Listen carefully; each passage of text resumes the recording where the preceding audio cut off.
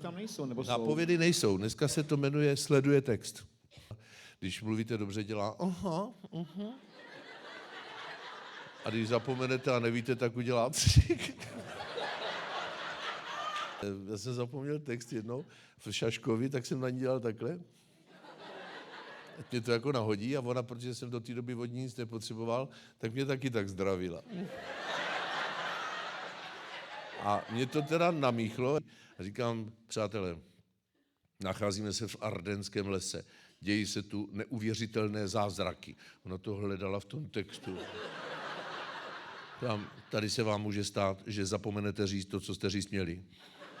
Ale od toho tady za smrčkem sedí baba. A ta vám má pomoct. A ona to neudělala. Já vám ji ukážu a přivedl jsem ji, víš?